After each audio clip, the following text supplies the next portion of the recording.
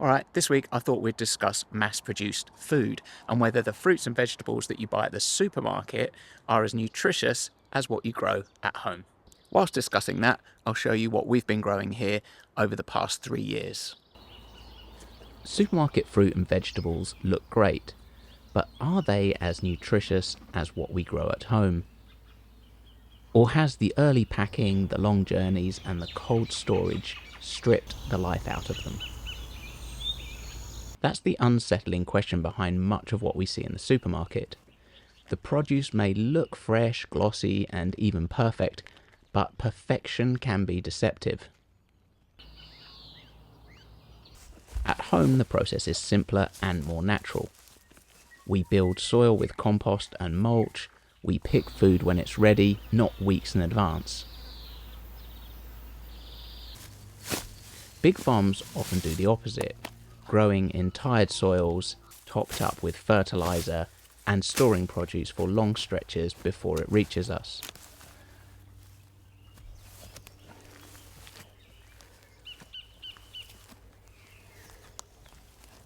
We moved onto this land 3 years ago, so I thought now would be a good time to look back at what we've started to grow, what worked and what didn't. This is where I chose to put the veggie patch, which may not have been the wisest decision, but more on that later.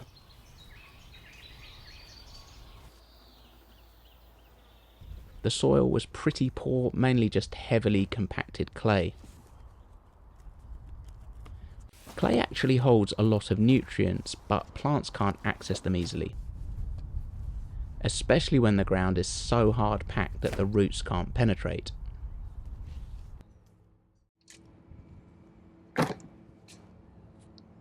I laid down cardboard to suppress the weeds and ordered a truckload of compost from the council's green waste programme. My hope was that worms and root vegetables would eventually merge into that organic matter and into the clay, improving the drainage and creating a richer soil.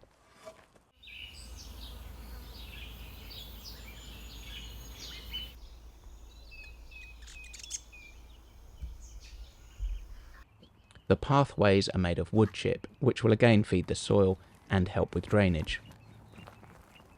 It hasn't all gone to plan, but that's part of the story, and it mirrors the wider reality. When soil is treated as a living system, it can heal and enrich. When it's treated as an afterthought, it slowly collapses. And that contrast leads us beyond my small patch of land, because while I was slowly trying to build life back into clay, most large farms were heading the other way, stripping soil of its vitality in pursuit of higher yields. Soils on farms are declining in quality. The UN has warned that if current practices continue, much of the world's topsoil could be degraded within the next 60 years. And studies suggest that about a third of global soils are already moderately to severely degraded.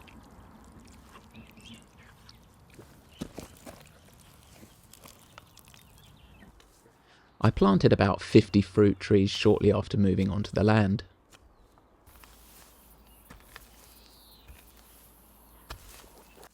Since most of this area is lawn, I don't want the grass to be competing with the trees for water and nutrients.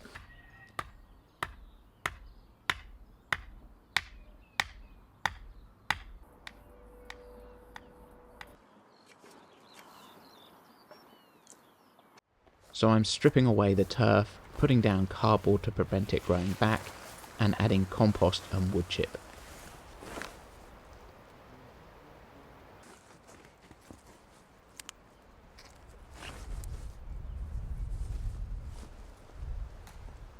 The wood chip will act as a mulch, locking in moisture, and it will also break down to feed the soil, which will in turn feed the trees.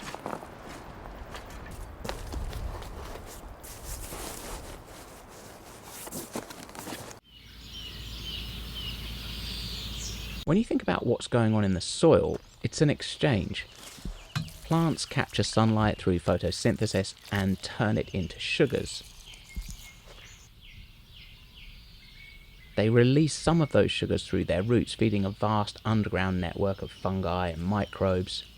In return, that fungal network, the mycorrhizae, trade back minerals and trace elements the plants cannot access by themselves.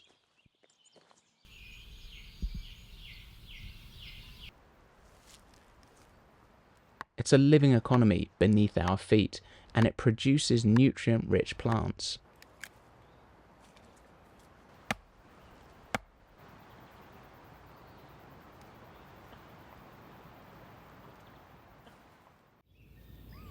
By contrast, when crops are grown in soils stripped of organic matter and life, the plants only receive what's delivered through synthetic fertilizers.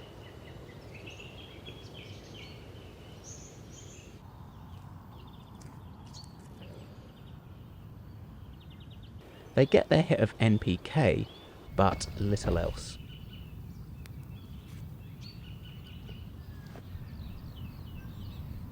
Over time, this creates food that may look the same, but carries fewer minerals and phytochemicals.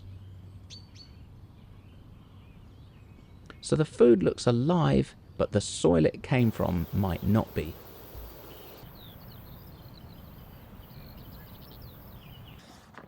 And yes, it does show up in the food. One long-term analysis by Davis and colleagues found that between 1950 and 1999, the mineral content of 43 garden crops in the United States showed significant declines, particularly in calcium, iron, and vitamin C.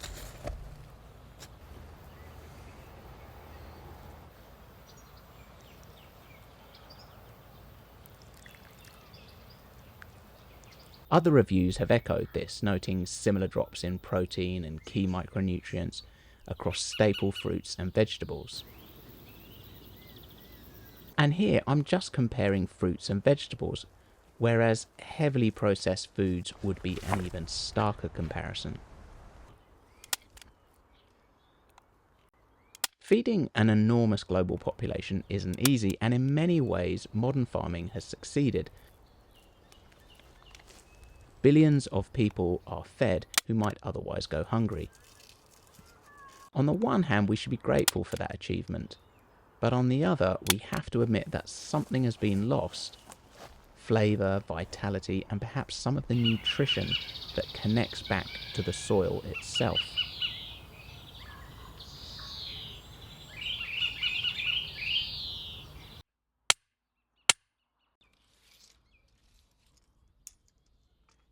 And it isn't just nutrients.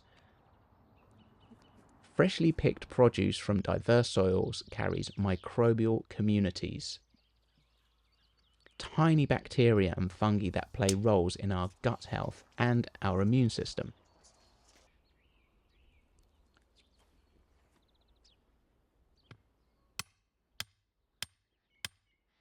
By the time the supermarket produce reaches us, these microbes are largely gone. Washing, sanitizing, long storage, and transport strips the food of more than just freshness.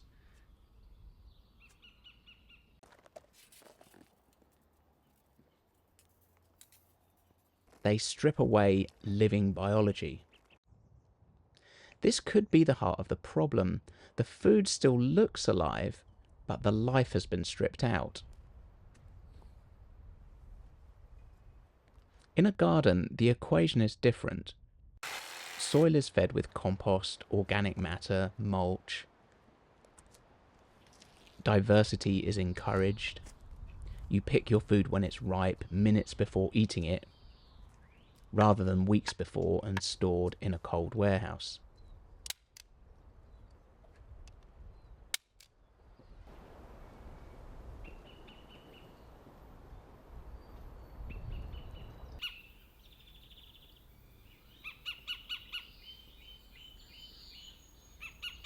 Homegrown varieties are often chosen for flavour, not shelf life.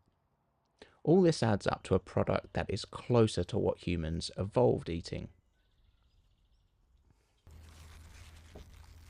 Lettuce leaves pulled from your own soil aren't just fresher, they are likely richer in nutrients, flavonoids, antioxidants, and beneficial microbes than their supermarket cousin.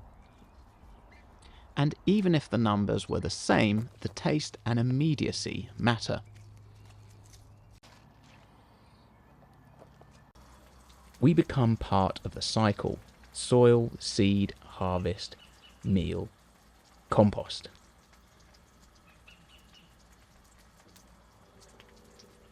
And it isn't like you have to have your own garden.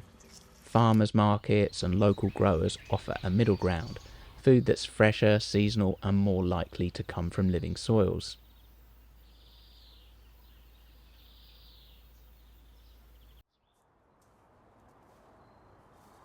So what happened to the garden?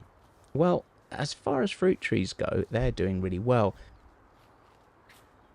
And I'm still clearing areas of lawn to plant more trees, shrubs, and companion plants.